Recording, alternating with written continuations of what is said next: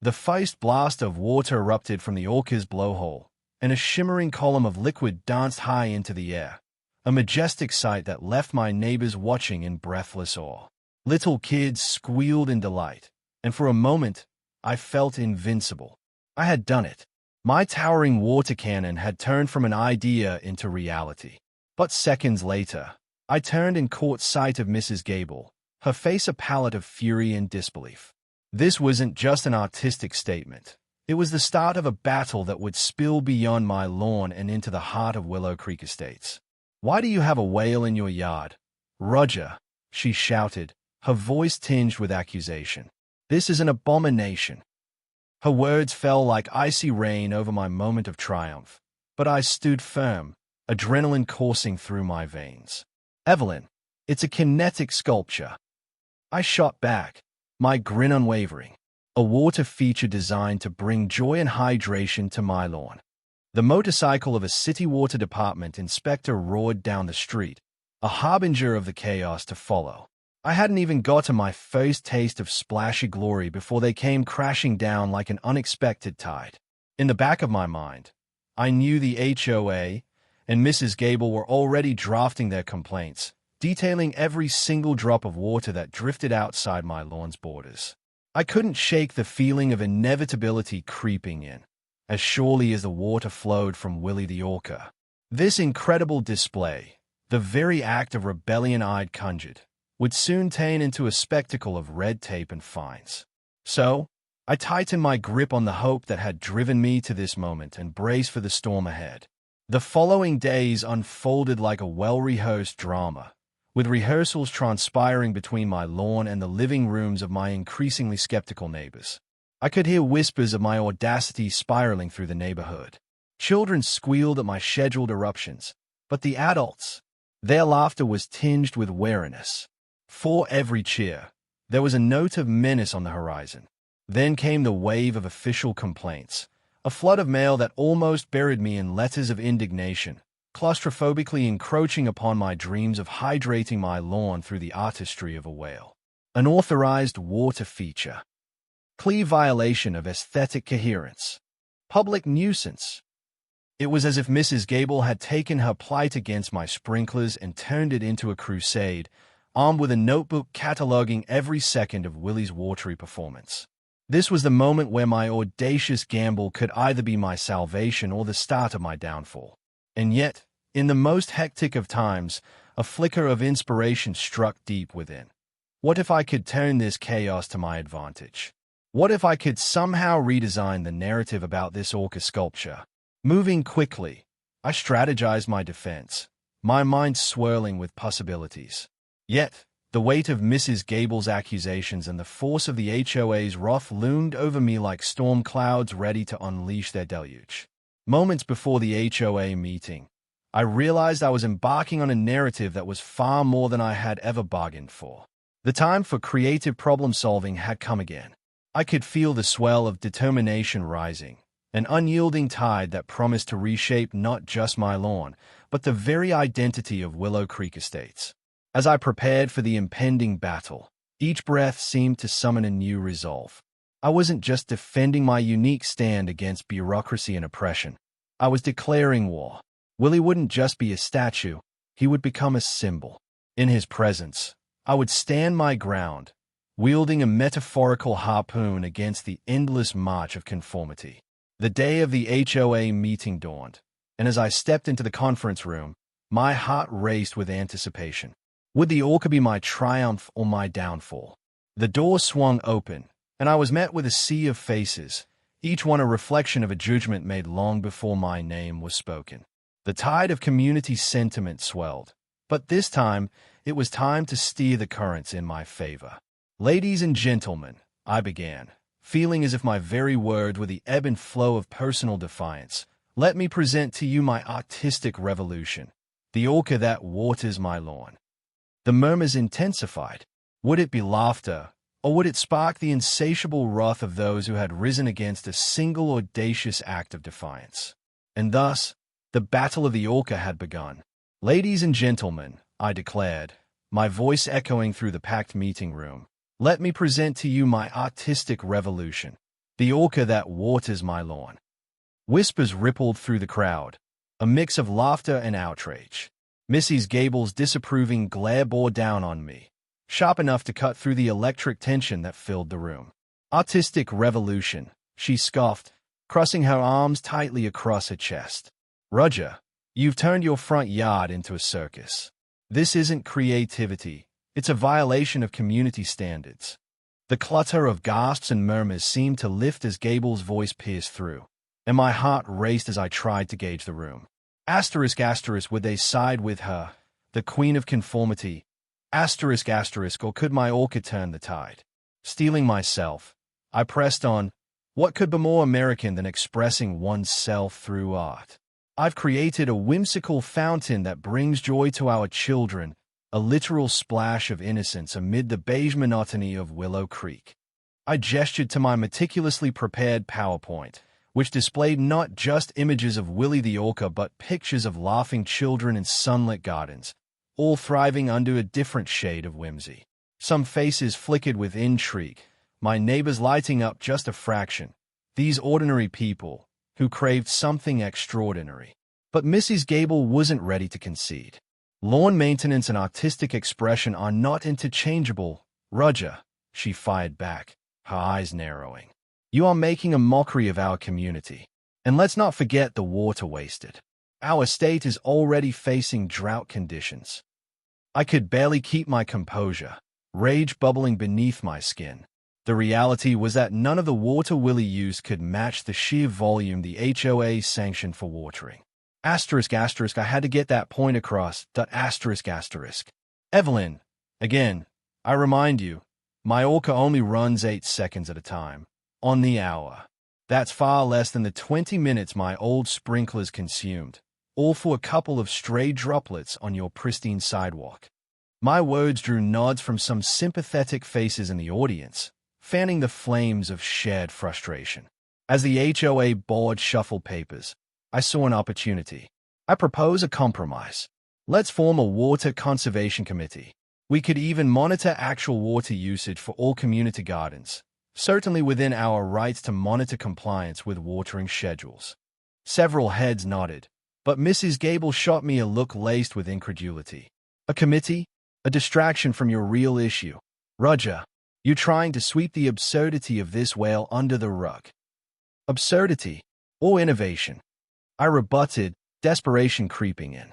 Let's make this place interesting again. The history of Willow Creek should celebrate creativity rather than simulate a monotonous beige landscape. If anything, I'm revitalizing our neighborhood's spirit. With each sentence, I felt a tide of confidence wash over me. But if I was going to win this battle, I needed backup. I glanced across the room and spotted a few ardent supporters. The Hendersons, the linchpins of goodwill in our community. Mr. Abernathy, the old man with a twinkle in his eye who had just regaled me with tales of gardens gone wild. It was time to unify them. Who here believes that we should celebrate creativity rather than stifle it? I shouted, eyes blazing. Raise your hands. A few hands shot up, some hesitant, others eager, and suddenly, the energy in the room shifted. I could feel the swell of support building, rolling like a wave gathering momentum. Let's not forget we are neighbors. We should celebrate what makes Willow Creek ours, not tear each other down over minutiae. But Mrs. Gable wasn't finished. Roger, don't oversell this. There are regulations for a reason. This town was built on harmony and mutual respect. You might be subverting those foundations without realizing it. The board members shared uneasy glances. I could sense the tension thickening like summer humidity. I had to act quickly. But harmony doesn't mean gray mediocrity. We can be neighbors and also support the unorthodox. We can uplift creativity without sacrificing community. Let Charlie and Sue show the charm of quirkiness in their yard full of flamingos. Why can't I be equally crazy? Just then, my cell buzzed lightly in my pocket.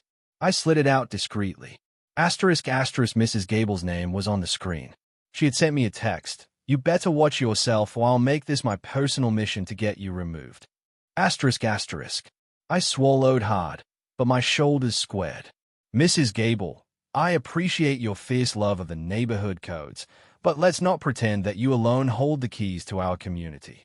The crowd tensed, some eyes widening in shock, while others sat up straighter, as if waking from a stupor. I had struck a chord. A board member piped up. "Perhaps we should adjourn this meeting temporarily and give it a thought, table the vote and digest what's been said." A wave of murmurs erupted in the mingling air, agreement rippling through the crowd. Mrs. Gable's face contorted with rage, the anger that had fueled her campaign against every rogue drop I dared let escape, and that tiny flick of triumph I felt did nothing to settle my nerves. The meeting adjourned, but I had a different battle to prepare for. As we dispersed, I caught wind of a plan that was brewing behind Mrs. Gable's eyes, the gears already turning for her next move. "Roger," called a friendly voice, Mr. Abernathy, his signature twinkle shining in the dim light. "That was brilliant, lad. I'd be glad to support your cause against that tyrant." Before he knew it, I had rallied up a couple dozen supporters right there on the spot. Forming a vibrant group of solidarity, we swore to take a stand together against impending fines and regulations, not just to save Willie but to bring a wave of personality back to the hearts of our community. But as we dispersed into the evening, I couldn't shake the feeling that this wasn't just a drama unfolding in the hall. It was a growing movement, and Mrs. Gable would undoubtedly retaliate. The battle lines were drawn, and as I lay in bed that night, I couldn't help but wonder, how far would I have to go to protect my Orca and make this neighborhood a home worth remembering? As I lay in bed, the shadows in my room seemed to flicker with possibilities, some exhilarating, others terrifying. I could hear the faint murmur of voices from a nearby house, perhaps the Hendersons or even those who had rallied behind me at the HOA meeting. We were gaining momentum, and with Willie the Orca watching over our ventures, I felt an exhilarating thrill of defiance. Yet, I knew Mrs. Gable wouldn't back down. That steely resolve had become her signature cape, a cloak of self-righteousness she draped over the entire neighborhood. I could almost feel her plotting from across the street, preparing for her next move like a general readying her troops. Early the next morning, I awoke to the sounds of urgency outside.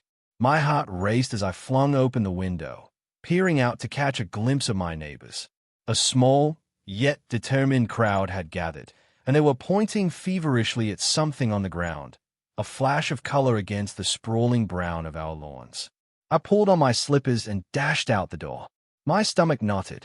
What now? I stepped outside to find a row of lawn signs planted firmly in the grass near Willie, each one boasting the slogan "Save the Whale," decorated with enthusiastic drawings of orcas and even a few flamingos, an apparent nod to the whimsically ostentatious yard decorations that the Hendersons were infamous for. What in the world? I gasped, squinting through the morning sun that danced across the signs. "Roger," called Mrs. Henderson, her eyes sparkling with mischief. "We're making a statement. This is solidarity. People need to know you're not in this alone." I felt a swell of gratitude and pride, but before I could thank them, I made the mistake of looking across the street. Mrs. Gable stood in her pristine yard, hand on her hip, glowering at this display of support like an ice queen watching her subjects rebel. Her hands were clenched into fists, and I swore I could see the gears in her mind turning, plotting her next maneuver. "I'll get you for this, Roger Fitzwilliam," she yelled, shaking her finger like a condemning priest. "You think this little stunt can protect you from the consequences?"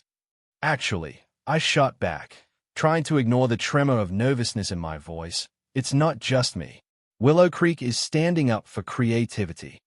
But deep down, I knew what lay ahead wasn't about to be a simple showdown over whimsical signs. It was going to be a full-scale war, involving more than just artistic expressions and playful taps from a water feature.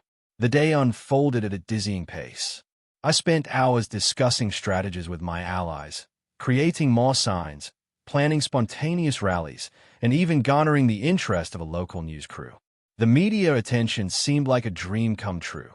This could propagate our cause well beyond the bay's walls of Willow Creek. As night fell, the neighborhood buzzed.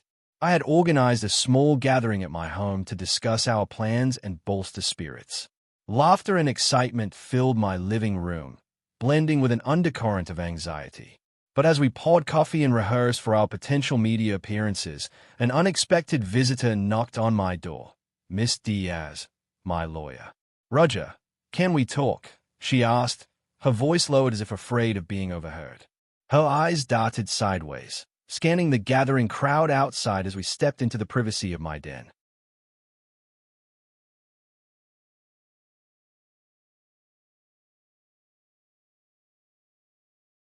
"What's up, Miss Diaz?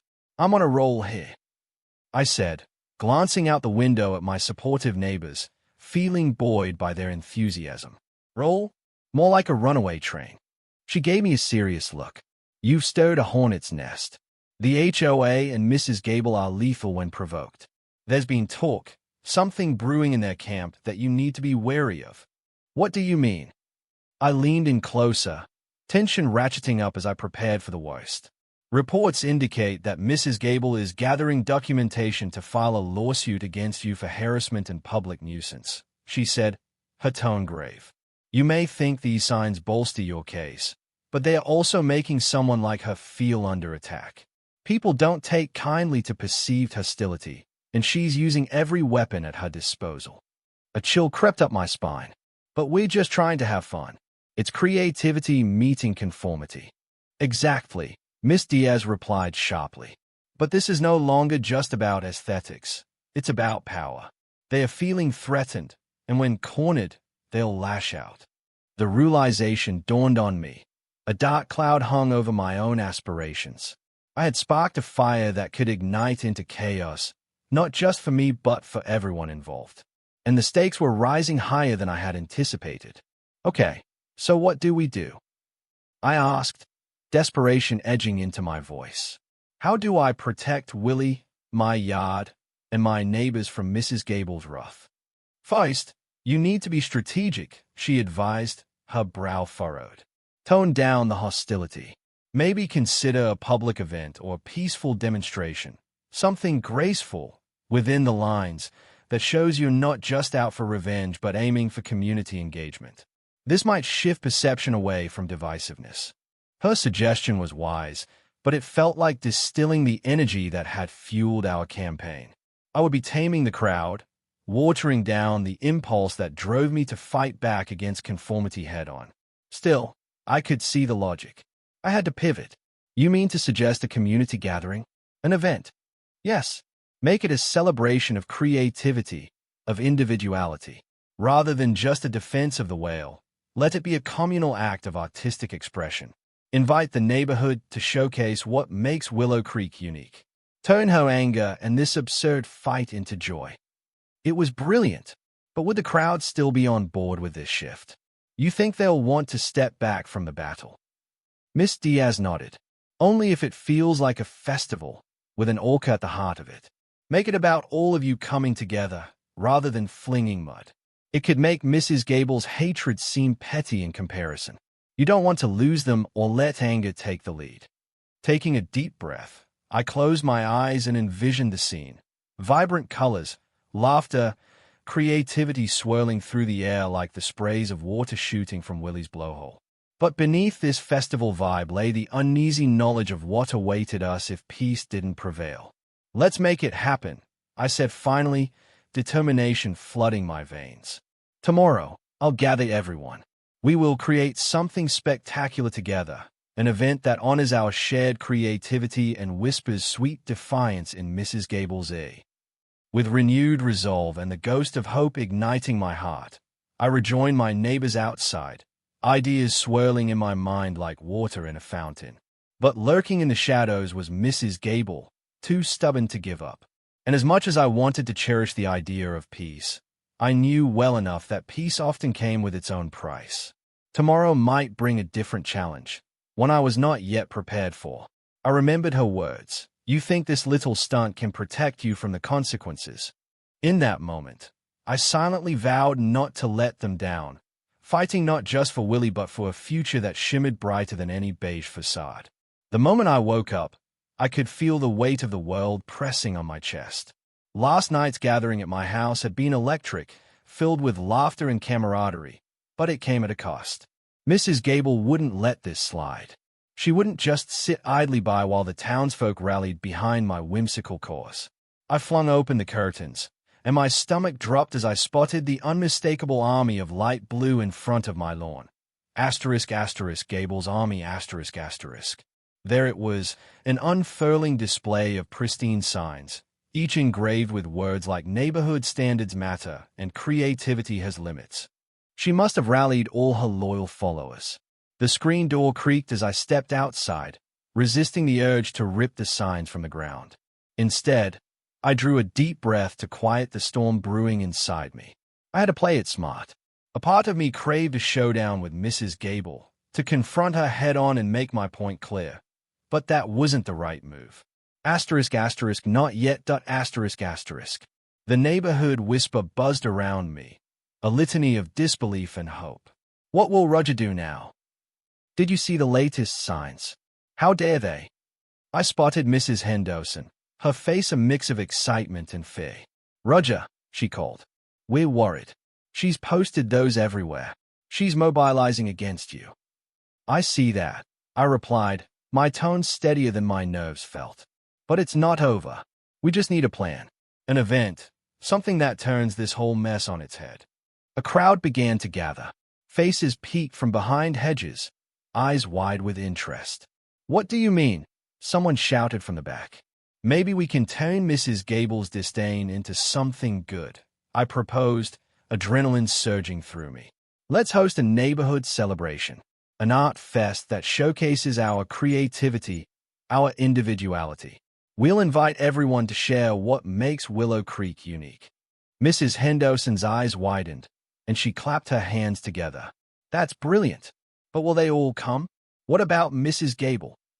Let her come, I said, heart pounding as I forged ahead. This isn't just a chance for us to show off our art. It's a way to reclaim our neighborhood spirit. We'll show her that creativity thrives here. Murmurs of agreement rippled through the crowd, each person looking more excited than the last. But I could see shadows lurking at the fringes. Was it possible some might still choose Gable's side? As if reading my thoughts, Mrs. Henderson leaned forward, a serious expression overtaking her features. But be careful, Roger. Gable won't take this lightly. She'll be scheming, plotting her next move. Just then, a sharp cry pierced the air, an unmistakable sound that caused my gut to twist. Willie, my beloved Orca fountain, bubbled and sprayed water in a playful manner. But nearby, there was Mrs. Gable, fuming as she was led by her ever-vigilant dog, Buster.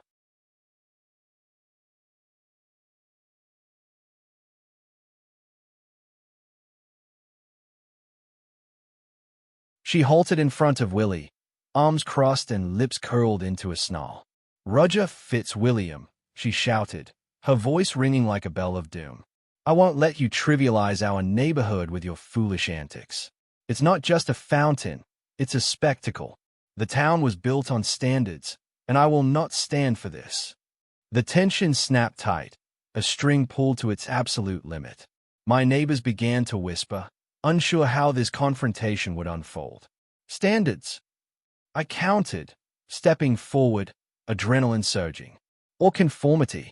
You think art should fit into neat boxes, but it's messy, unpredictable. That's what makes this place alive. Just then, a light breeze seemed to carry shouts from further down the street. I glanced over to see a small group with their own components.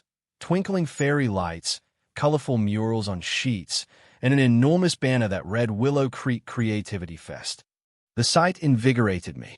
See, Mrs. Gable? This is what community looks like. I gestured to the newcomers, a wave of defiance rising with every heartbeat. Mrs. Gable pursed her lips, fury radiating from her. You think they'll join your fruitless rebellion against decency? You're a fool. I'll call the HOA and put an end to this circus before it begins. Go ahead, Gable. But this isn't just about me anymore. It's about all of us standing together. I couldn't let fear consume me. She was losing her grip, and I needed to show everyone that I wouldn't back down. Her face twisted with anger, but the crowd around me buzzed with excitement, their spirits clearly ignited. It was a pivotal moment, a turning point where the line between creativity and conformity began to blur. Tomorrow, we'll organize the Willow Creek Creativity Fest, I declared, heart racing. Sign-up sheets. Activities. Bring your art. Bring your passion. Let's see who really represents this neighborhood. The challenge hung in the air, a daring flicker of light ignited in the clouds above. I could feel the weight of anticipation from my neighbors, and through the tension, a spark of hope began to grow. As I turned to rejoin my supporters, the ground beneath me trembled. Would Mrs. Gable fight back like I expected, or would she reconsider in the light of our neighborly unity? This was just the beginning, and I knew I had turned the tide. But I also felt the danger lurking closer than ever, ready to pounce when I least expected it. I couldn't let my guard down. The battle had only just begun.